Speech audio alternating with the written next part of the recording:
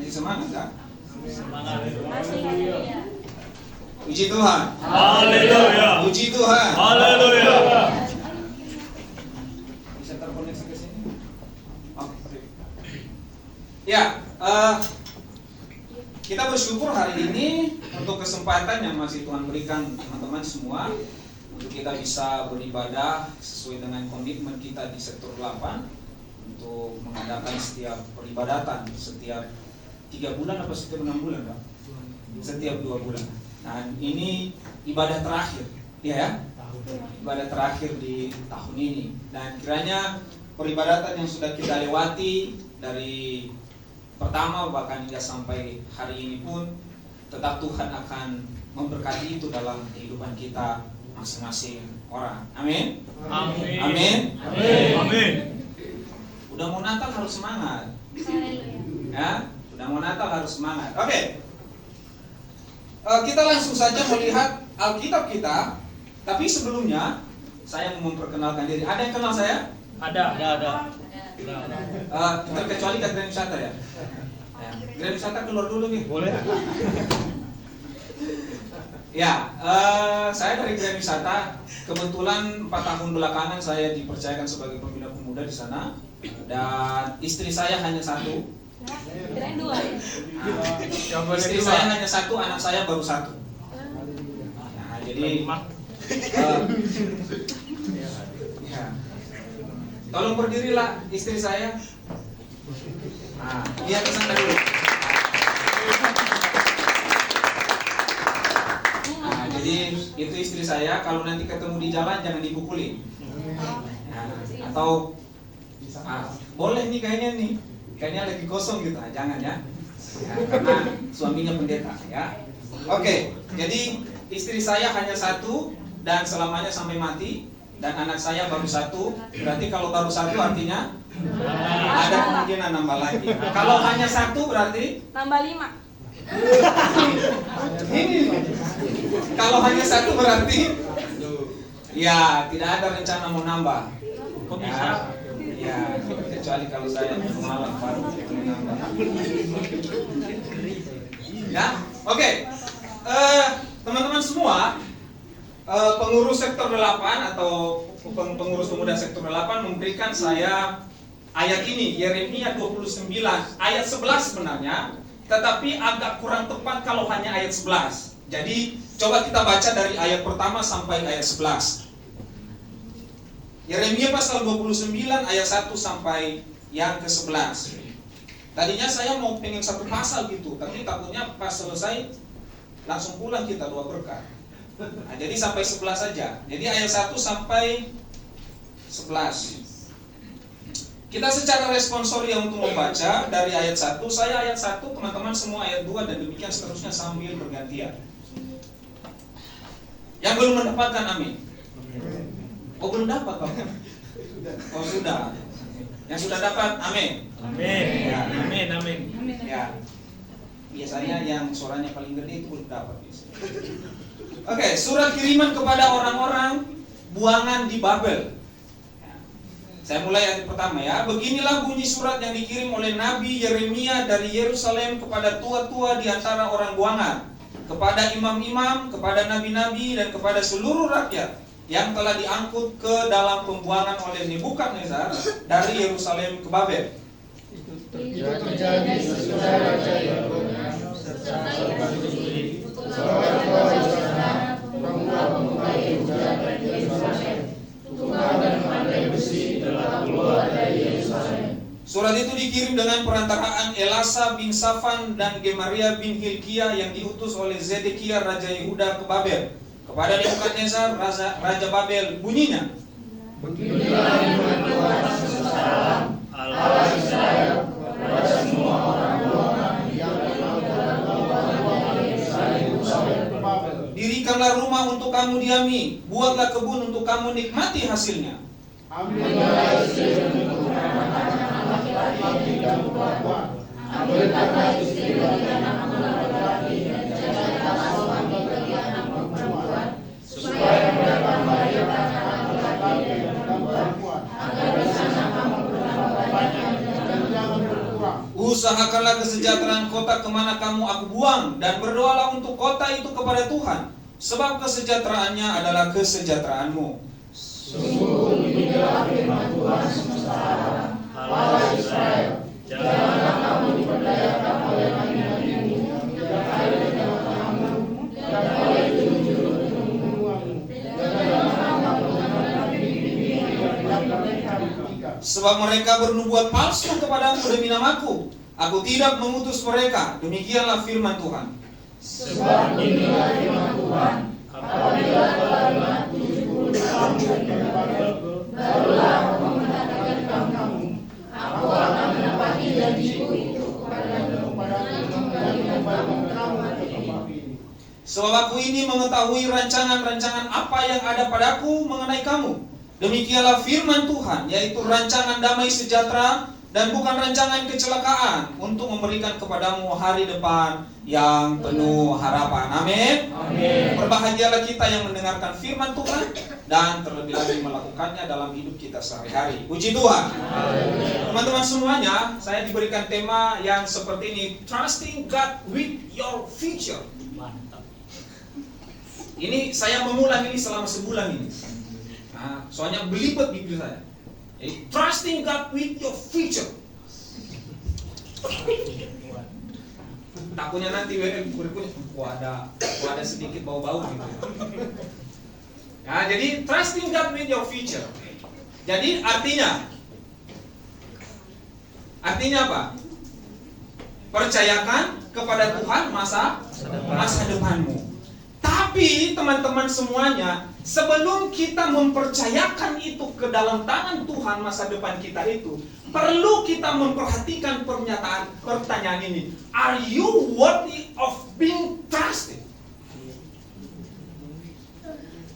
Bisakah kamu dipercaya ketika kamu diberikan kepercayaan?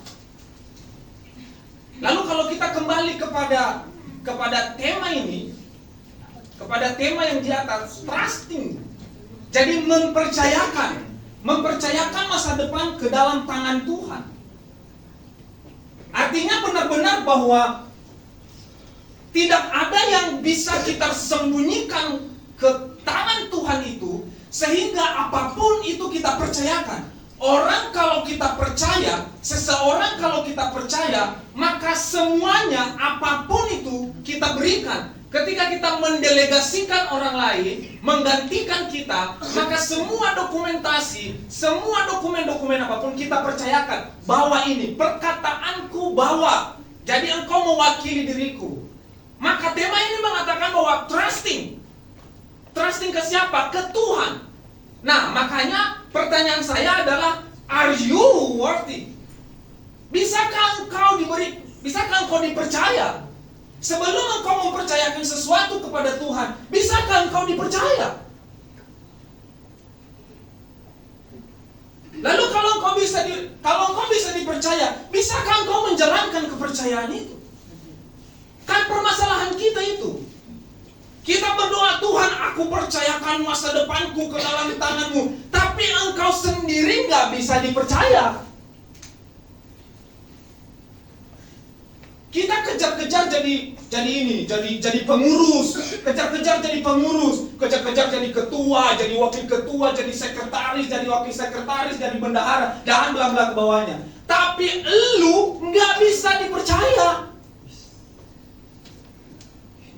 Tupoksi lu nggak jelas, tapi mau jabatan. Nah makanya kalau kita mengatakan I'm trusting to God, tapi engkau gak bisa dipercaya. Sehingga ada begitu banyak kita punya keluhan bahwa kok gua begini aja ya, kayaknya hidup gua gini-gini aja gitu, 1, 2, 3, 4, 5, 6, 7 sampai 10 setiap minggu gitu aja. Kayaknya gua gak punya masa depan deh kayaknya. Pacaran putus, belum juga jadian udah putus. Belum nikah udah cerai. Nah makanya, are you worthy of being trusted? Bisakah kau dipercaya kalau diberikan kepercayaan? Maka kepada ketua kita kemarin saya mengatakan bahwa ini sudah dipikirkan gak sih ini temanya? Ini habis kita ini nanti dengan tema ini, apalagi dengan ayat. Dan ketua kita mengatakan bahwa kami sudah mengkaji dengan matang. Oke. Kalau sudah dikaji dengan matang, berarti izinkan saya selama 3 jam menyampaikan ini. Amin sampai malam. Ditanggung makan kita kan? Diberi masing-masing. Ya, jadi are you worthy of being trust? Bisakah engkau dipercaya kalau diberikan kepercayaan? Jangan hanya menyandang ketua, wakil ketua, sekretaris, bendahara, tapi lu nggak guna di situ. Mendingan lu mundurin diri. Karena kenapa? Lu nggak kerja apa-apa juga. Ide lu nggak ada. Lu cuma kalau punya ide cuma membantah ide orang lain, percuma kan? Lebih baiknya apa? Keluarlah. Resign. Atau enggak? Atau enggak suruh kudeta gitu. Gitu. Nah, jadi teman-teman, bisakah kita dipercaya? Sebelum kita mempercayakan masa depan kita ke dalam tangan Tuhan, layakkah engkau dipercaya dulu? Itu dulu. Layakkah engkau dipercaya dulu sebelum engkau percayakan ke dalam tangan Tuhan? Karena kalau engkau nggak layak dipercaya, percuma kamu taruh masa depanmu di dalam tangan Tuhan. Ya? Nah, kalau kita melihat sebenarnya histori konteksnya adalah surat ini sebenarnya ditulis tahun 597, 2 tahun setelah pembuangan ke Babel. Jadi Yeremia memberikan arahan kepada bangsa Israel selama pembuangan hingga nanti genap 70 tahun. Ingat ya, 70 tahun. Jadi bangsa Israel dibuang ke Babel. Bangsa Israel dibuang ke Babel, dan itu jangka waktunya itu 70 tahun. Dan itu sudah diberitahukan bahwa mereka akan mengalami pembuangan, penjajahan di Babel itu selama 70 tahun. Ya.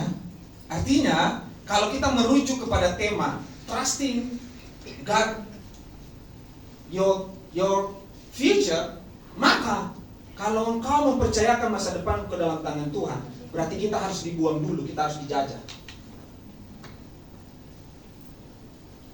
Siap dijajah? Enggak. Berarti kita tidak ada masa depan. That's simple. Kalau kita nggak mau dijajah, kalau kita nggak mau dibuang, berarti kita nggak berani punya masa depan. Karena konteksnya seperti itu, bangsa Israel dibuang 70 tahun, barulah mereka bisa keluar dari Babel, barulah mereka punya masa depan. Jadi kalau kita mau mengambil ini, maka jalan satu-satunya punya masa depan adalah kita harus dibuang dan dijajah. Kalau kita nggak berani dijajah, nggak usah percayakan ke dalam tangan Tuhan masa depanmu. Karena kenapa? Inti masa depan di sini adalah kau dijajah. Kalau nggak berani terima penjajahan, ya udah, terimalah segitu-gitu aja kehidupan kita. Maka yang pertama, ketika kita berbicara masa depan, kalau kita melihat dari ayat 1 sampai ke ayat 11 itu, maka yang pertama yang harus kita lakukan adalah want to listen to direction. Artinya, kita mau mendengarkan arahan. Udahlah, kau jangan ngerokok lah, itu merusak hatimu. Enggak ada di Alkitab.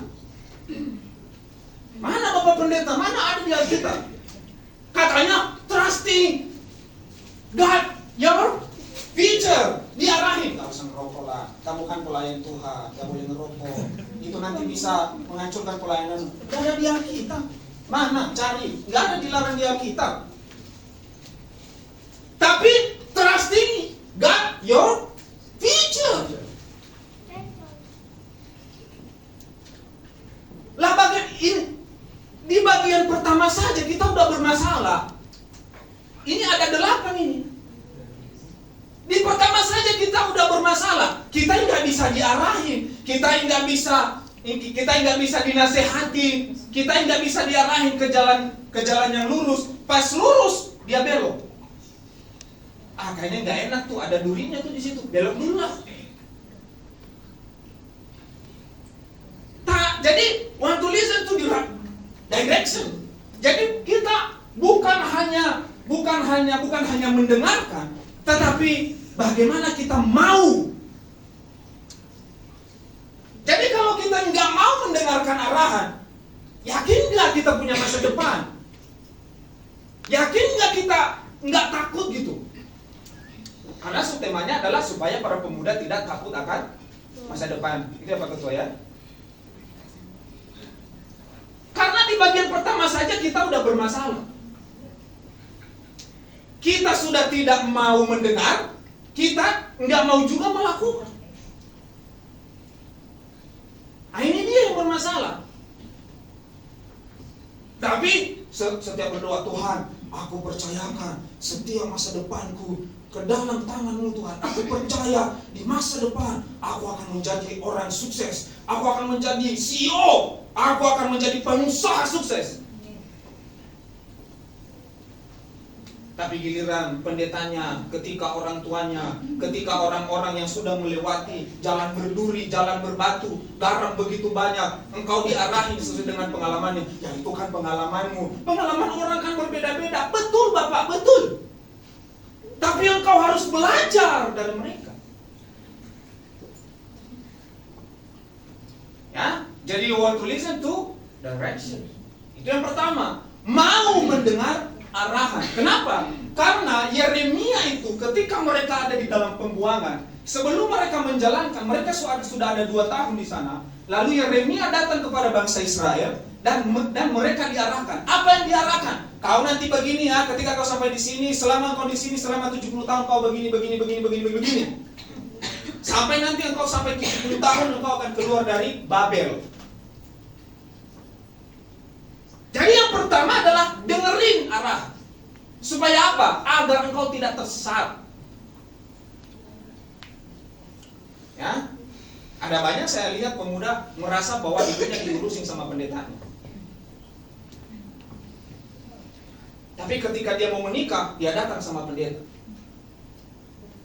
Ketika dia punya kesulitan, datang sama pendeta. Pak pendeta, tolonglah saya didoain lah. Saya sedang melamar pekerjaan, tolonglah didoain.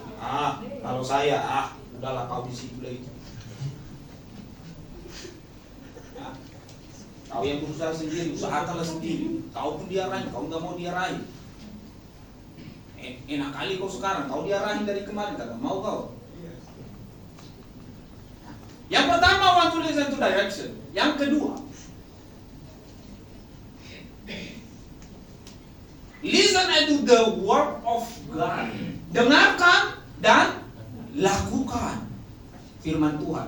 Kalau kita membaca dari ayat 1 sampai 11 itu selalu dikatakan bahwa beginilah firman Tuhan, beginilah firman Tuhan, beginilah firman Tuhan, beginilah firman Tuhan. Artinya bahwa kita tidak hanya sekedar untuk diarahin, tetapi Yeremia juga menyampaikan kepada bangsa Israel, demikianlah firman Tuhan. Demikianlah firman Tuhan. Demikianlah firman Tuhan. Demikianlah firman Tuhan disampaikan seperti ini. Terkadang kalau kita dengar firman Tuhan, habis main musik, turun dulu ke bawah, nyebat. Ya. Baru nanti naik lagi setelah dia dengar-dengar tuh. Mari kita mengucapkan doa Bapa kami, langsung matikan. Naik ke atas. Iya memang. Ya.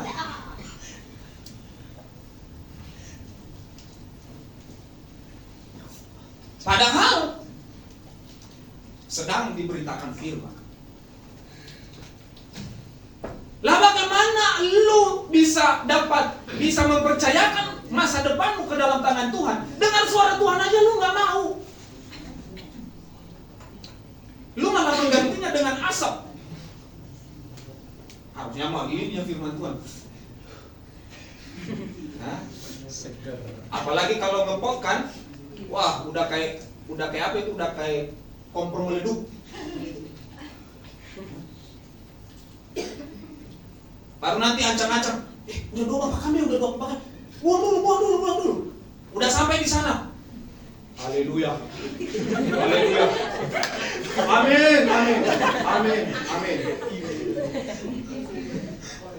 Dilihatnya bocor. Ya. Ini pernah ngalamin.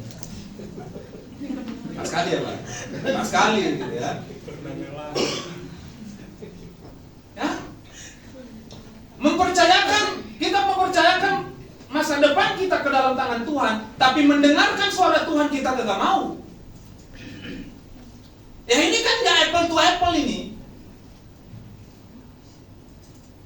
Ya, jadi itu hanya ketika kita mengatakan bahwa saya mempercayakan masa depanku ke dalam tangan Tuhan, itu artinya itu hanya lip service. Nggak bisa dipegang. Ya.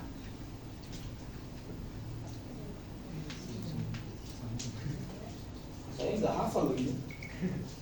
Nah, begitu. Ya. Jadi mendengarkan dan melakukan firman Tuhan. Udah nomor 3 ini nggak sabar nih operatornya, langsung kita lah lama banget tuh katanya. Yang ketiga, ya, make a plan. Dia langsung nomor 3, nyala langsung nomor 3. Lama banget tuh, tersinggung gua. Langsung nomor 3 langsung. Sakit hati. Iya emang, kayaknya kecewa dia kayaknya. Wah salah ini Pak Ketua milih ininya nih, pembicaranya ini. Gitu ya. Yang itu kan dimatiin. Ada dendamnya kayaknya. Nomor 4 habis ini nomor 4. Kita ketemu di luar aja lah kalau nomor 3, langsung nomor 3 aja udah. Make a plan. Buat perencanaan. Kalau engkau mempercayakan masa depanmu ke dalam tangan Tuhan, maka buat perencanaan. Saya nikah umur 28. Wah, itu kan rencana. Saya lulus kuliah umur 27. Ya, saya harus kerja di perusahaan yang bonafit umur 30 tahun. Itu perencanaan. Supaya apa? Agar didengar oleh langit. Oke, kita susun rencana bagi hidupnya. Makanya di ayat 11 apa yang dia katakan di ayat 11? Bahwa sebab aku ini mengetahui rancangan-rancangan yang rancangan apa yang ada padaku. Maka sebelum rancangan itu kita terima, kita buat rancangannya dulu.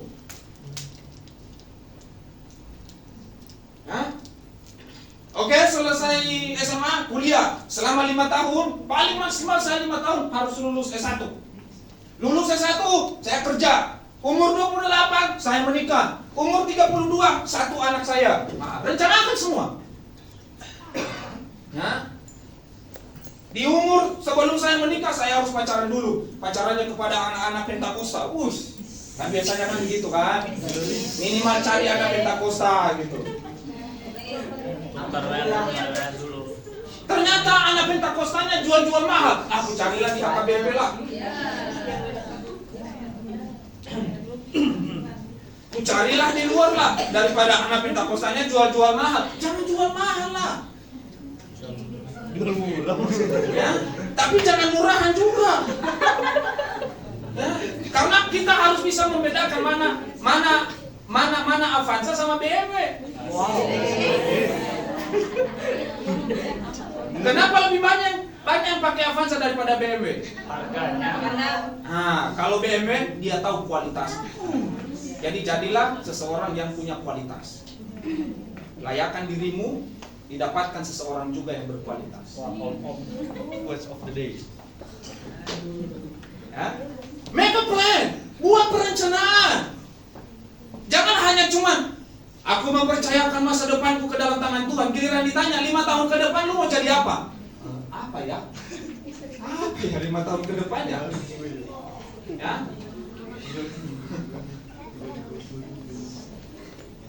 Bahkan ada anak-anak sekarang ya, ada anak-anak sekarang SMP atau SMA ditanya, cita-cita lu apa?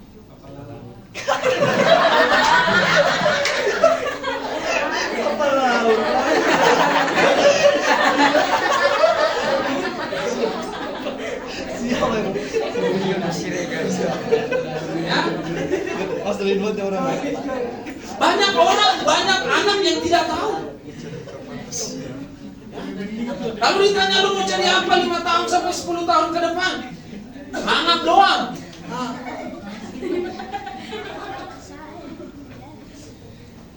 Lalu dengan klasik dia menjawab, ya menjalani hidup sesuai dengan kehendak Tuhan. Allah, suy, menjalani sesuai dengan kehendak Tuhan. Lu aja nggak mau melakukan kehendak Tuhan. Lu sekarang ngomong, gua mau melakukan, gua akan berjalan hidup sesuai dengan kehendak Tuhan. Allah, di Facebook lu aja nggak bersih.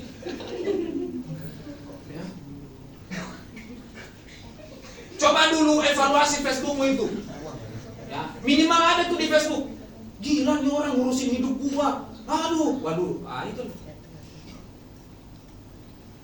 Mungkin saja ada kata-kata yang kurang tepat di Facebook, tapi dia mengatakan, mau jadi apa 10 tahun ke depan?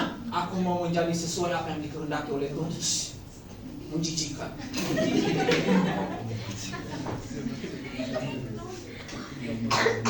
Lakukan dulu apa yang sesuai kehendak Tuhan, dan itu dilihat oleh banyak orang. Paulus mengatakan begini, hendaklah kebaikan hatimu dilihat oleh semua orang. Yang terlihat aja udah gak jelas. Make a plan, buat perencanaan, ya. Jangan udah buat perencanaan akhirnya jatuhnya jadi kecewa. Ya, udah rencana nih, wah saya ngikutin apa yang dikatakan oleh Bapak Pendeta ini. Lalu pacaran nih kan, biasanya kan kalau anak muda begitu, udah pacaran, baru 6 bulan mulai dapat masalah, 1 tahun mulai lagi, udah 2 tahun putus, ya. Lalu setelah putus dia ambil gitar, datang ke gereja lalu dia main gitar. Dia mengatakan begini, ya, ada lagu yang paling dihafal oleh anak muda, dan itu lagu paling terbodoh yang pernah saya dengarkan. Tahu lagunya apa? Dia begini. Kamu berbohong, goblok banget sih lu. Ada di sini yang mau dibohongi? Itu tuh ketika dia putus cinta, lalu dia ambil gitar. Kamu berbohong, aku percaya. Kan? Ini perempuan apa ini? Dibohongi percaya coba. Kamu dustai. Tuh kan? Ada yang mau nggak sama ini nih? Kan itu nyanyinya. Ya? Coba kau pikir cinta. Nggak ada yang cinta seperti itu. Didustai malah. Coba kau pikir di mana ada cinta seperti ini. Kau tinggalkan aku. Pindahlah.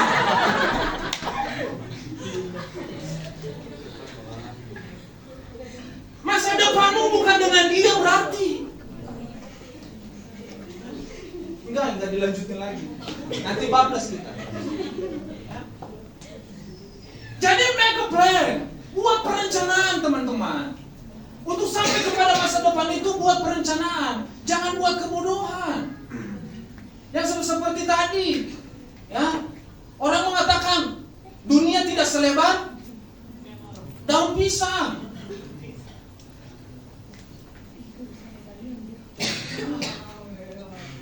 Masa kita mengukur dunia ini masih begitu banyak, ya. Hilang satu tumbuh, itu kalian, ya. Engkau harus menyia-nyiakan air matamu dengan orang yang tidak pantas untuk salah sendiri kan, ya. Jadi make a plan, buat perencanaan. Yeremia mengatakan begini, kalian harus mencari istri bagi anakmu laki-laki dan suami bagi anakmu perempuan. Jadi kalian buat begini. Jadi dibuat perencanaan selama penjajahan itu, selama mereka dibuat. Ya, jadi buat perencanaan, jangan malah membuat satu kebodohan yang nggak jelas. Ya, contribute and praying. Apa yang dikatakan oleh Yeremia bahwa kamu harus mengusahakan kesejahteraan dan berdoa. Nah, pertanyaannya adalah, sudahkah kita punya kontribusi? Kita persempit. Sudahkah kita punya kontribusi di dalam gereja kita? Itu dulu kita lihat. Kontribusi apa yang sudah kita buat? Sudahkah kita berdoa untuk gereja kita? Karena semuanya harus dimulai dari sana. Berkontribusi. Orang-orang Israel harusnya mengutuk tuh orang-orang Babel. Tapi Yeremia mengatakan, engkau harus mengusahakan. Ingat loh ya, kata-kata mengusahakan. Artinya ini harus. Bukan pilihan. Tetapi ini harus. Engkau harus mengusahakan kesejahteraan di mana engkau ada. Dan bukan hanya mengusahakan, engkau juga mendoakan. Nah, pertanyaan kita yang ada di sini, bagaimana kontribusi kita di dalam gereja? Sudahkah kita punya kontribusi yang signifikan dalam gereja kita? Sehingga kita harus menuntut kepada Tuhan bahwa aku harus punya masa depan. Sehingga kita harus punya hak untuk menitipkan masa depan kita ke dalam tangan Tuhan. Lalu kita tidak punya kontribusi sama sekali juga dalam gereja kita. Tapi begitu banyak tuntutan yang harus kita tuntut. Ya, nggak bagus perlakuan gembalanya, keluar dia, pindah gereja. Ya, udah nggak bagus lagi teman sepelayanannya bermain musik, udahlah, kayaknya udah nggak satu hati nih, pindah. Wah, kayaknya nih gereja ini minta duit mulu, pindah. Semuanya dipermasalahkan. Lalu kontribusimu apa? Kontribusi kagak, doa juga kagak. Ada pak kontribusi kuku doakan. Doamu harus juga dibarengi dengan apa yang dilihat. Bukan hanya sekedar, oh aku doa pak. Maka harus punya kontribusi dan juga kita harus berdoa. Ya. Amin. Yang kelima, disiplin.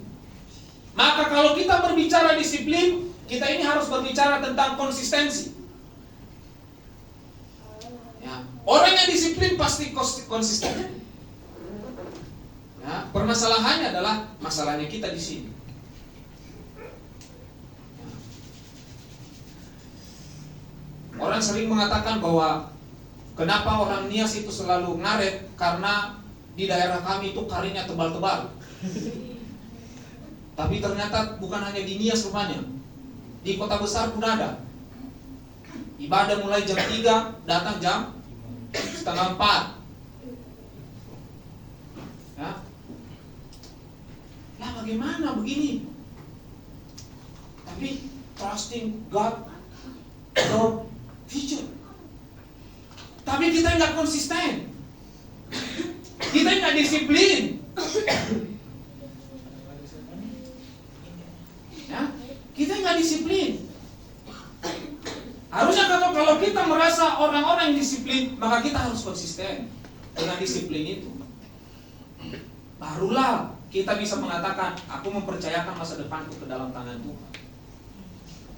Tapi kalau kita udah nggak konsisten, Tuhan pun bilang begini, disiplin. Kalau sudah disiplin, berarti ini berbicara tentang konsistensi. Keenam. Nah, di sini nih. Ya. Sudah sampai yang kelima, sekarang yang keenam. Siap untuk diuji. Ya. Ketika kita berbicara masa depan, teman-teman, ketika kita berbicara mempercayakan masa depan ke dalam tangan Tuhan, maka kita harus berbicara tentang kesiapan kita untuk diuji. Karena kenapa? Untuk lu bisa masuk ke masa depan itu, lu harus melewati ujian. Jadi nggak bisa kucuk-kucuk langsung masa depan, enggak. Lu harus melewati masa ujian dulu. Ya, naik kelas itu harus ujian. Nggak bisa tiba-tiba dibeli. Ya, gua beli aja lah, terus naik kelas 2, naik kelas 3, naik kelas 4 dan sampai seterusnya. Nah, ketika semuanya sudah ada disiplinnya di situ, kita sudah mendengarkan arahan, kita sudah mendengarkan firman Tuhan, sudah melakukannya semua, kita sudah membuat perencanaan. Lalu sekarang waktunya untuk diuji. Ujiannya berapa tahun? 70 tahun. Ada yang sabar sampai 70 tahun? Ada. Saya pun pasti kayaknya udah nggak hidup gitu. 70 tahun. Ya. Jadi harus dites dulu nih. Doanya sudah, wah. Mungkin pun doa itu kayaknya bisa 2 jam sampai 3 jam. Nah, udah doa. Nah, sekarang waktunya dites. Siap untuk dites. Wah. Karena bagaimanapun ayat ini harus kita ambil bahwa ini tentang bagaimana bangsa Israel kembali ke kampungnya nanti, tetapi harus melewati tes, yaitu mereka harus dibuang, mereka harus dijajah, dan penjajahan itu mereka harus alami selama 70 tahun. Tapi ingat, ini sudah ada angkanya 70 tahun. Artinya di bawah 70 tahun itu kita sudah merencanakan nih 1, 2, 3, 4, 5, 6, 7. Tetapi permasalahannya adalah kita belum tahu. Kita belum tahu tahun berapa sih kita harus keluar dari ujian ini gitu. Sampai di mana ujian ini? Sampai kapan ujian ini? Tetapi bangsa Israel mereka mendapat angka 70 tahun. Jadi dites. Yang ketujuh. Nah, itu. Berjalan dengan tes itu sendiri. Berjalan dan keluarlah dari tes itu. Atau pas itu apa ya? Nah, keluar, lolos atau keluar dari tes itu. Nah, bukan menyerah. Kayaknya gue nggak sanggup deh, ya. Kayaknya nggak bisa deh kayaknya. Cuman permasalahannya adalah kita kuat sampai berapa tahun? Kita kuat sampai berapa tahun untuk mengalami tes itu? Ya. Bisa nggak kita kuat sampai 5 tahun? Bisa nggak kita kuat sampai 70 tahun? Ya. Abraham berapa tahun dia melewati ujian? Hah? Halo? Abraham berapa tahun dia melewati ujian dari Tuhan? Hah? 100 Pak, 25 tahun Pak. Dia melewati ujian punya anak. 25 tahun sampai dia akhirnya punya anak Ishak. 25 tahun. Tidak ada yang ujiannya di dalam Alkitab itu 5 tahun. Tapi kita maunya adalah instan. Ya, kita maunya instan. Minta hari ini, besok sudah harus dapat, atau 2 jam kemudian malah sudah dapat. Ya. Karena tipikal manusia itu tidak pernah menunggu, tidak mau menunggu, dan dia tidak mau menerima yang namanya jawaban tidak. Harus, ya. Padahal Tuhan itu harus menjawab doa kita dengan 3 metode. Yang pertama, ya. Yang kedua, Sabar. tidak. Yang ketiga, tunggu. Artinya kalau hari ini belum dijawab, tunggu. Kalau tahun depan belum dijawab, tunggu. Kalau 10 tahun lagi cita-citamu belum tercapai, itu artinya tunggu. Kalau kau sampai mati belum itu juga, inna lillahi wa inna ilaihi raji'un. Kau masih nunggu? Ya, itu mah penentuan masuk neraka apa surga. Ya, itu nunggu penghakiman itu. Ya, jadi jangan paksa gitu loh. Jangan paksa. Ya, yang terakhir, gol. Ya, kalian tahu pemain bola di lapangan bagaimana untuk mencapai gawang? Gak mungkin langsung gol. Ya, bolanya harus digiring dulu, diambil dari kaki temennya. Bisa saja terjadi kecurangan di situ, patah kaki lah, bisa ditendang kakinya. Nah, banyak konsekuensi yang harus dialami di sana. Tetapi tujuan akhirnya adalah bagaimana kita bisa mencapai yang namanya goal. Ya. Kalau udah goal, reaksinya bagaimana?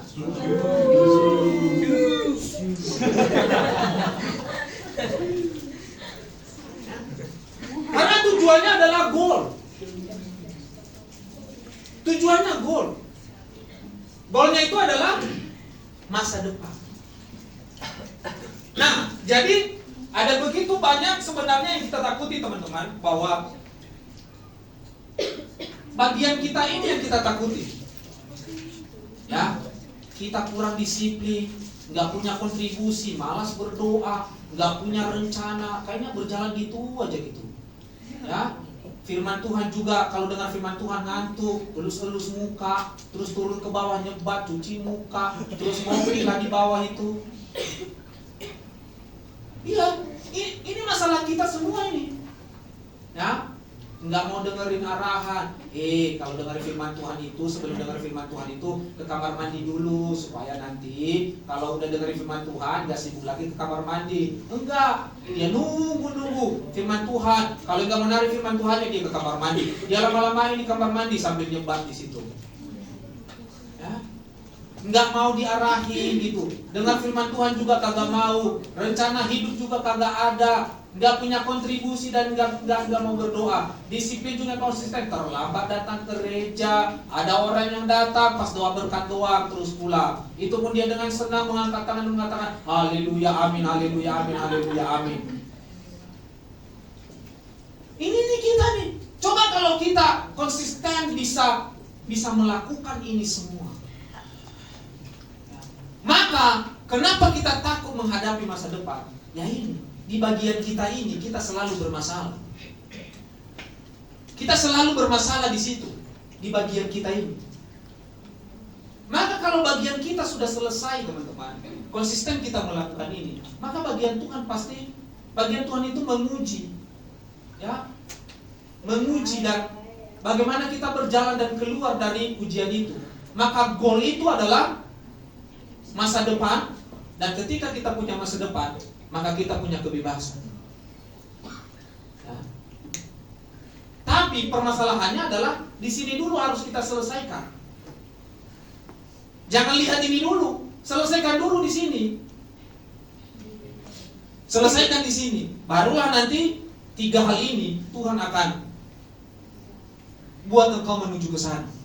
Ya, jadi goal kita adalah masa depan. Kalau kita sudah mencapai masa depan, maka kita akan bebas, memperoleh kebebasan. Ya. Jadi ketakutan kita sebenarnya, ya, kita begitu gampang mengatakan bahwa masa depanku ke dalam tangan Tuhan. Sebenarnya itu adalah awal dari ketakutan kita.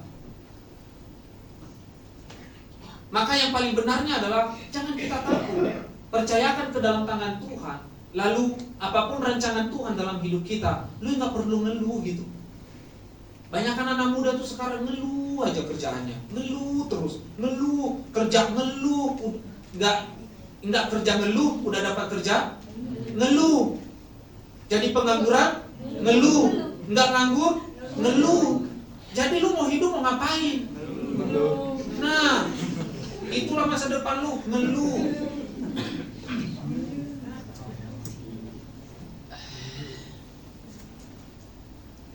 Maka terakhir teman-teman, ini kesimpulan saya adalah masa depan itu harus diuji.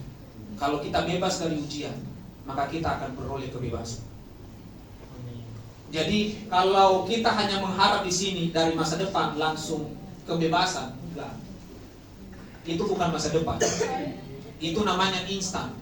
Tetapi kalau kita menaruh masa depan kita ke dalam tangan Tuhan, maka kita juga harus siap untuk dites. Kita siap harus diuji. Ya, kalau kita bisa keluar dari ujian ini, maka kita akan memperoleh kebebasan. Maka ayat 11 yang mengatakan, sebab aku ini mengetahui rancangan-rancangan apa yang ada padaku mengenai kamu. mengenai kamu. Demikianlah firman Tuhan, itu rancangan damai sejahtera, bukan rancangan kecelakaan, dan untuk memberikan kepadamu hari depan yang penuh dengan harapan. Jadi teman-teman pemuda dan pemudi sektor 8, kalau kita benar-benar mempercayakan masa depan kita ke dalam tangan Tuhan, jangan takut untuk diuji. Jangan pernah takut untuk diuji. Karena masa depan itu sama dengan ujian kita sendiri. Kalau sudah diuji, maka kita akan mengalami kebebasan. Kalau hari ini engkau disiplin, di masa depan engkau pasti akan mengalami kebebasan. Karena disiplin itu pada hakikatnya adalah kebebasan. Tapi kalau hari ini kamu nggak disiplin, di masa depan lu akan menderita. Lu akan menderita. Orang yang disiplin main piano, ya, main piano. Kalau disiplin main piano kan, lu main terus, latihan terus, hari ini kan lu bebas kan. Gak ada lagi yang ngajarin lu kan. Lu bisa main dengan tenang kan. Iya. Jadi dia bebas. Dia gini terus. Mungkin pikirnya jangan sampai gua dipukul ya, dipukul pakai mic nih. Iya. Iya. Tapi kalau lu nggak disiplin hari ini, di masa depan lu main musik, lu akan dibilang skill lu apa? Lu udah sampai di level berapa? Makanya disiplinlah mulai main dari hari ini.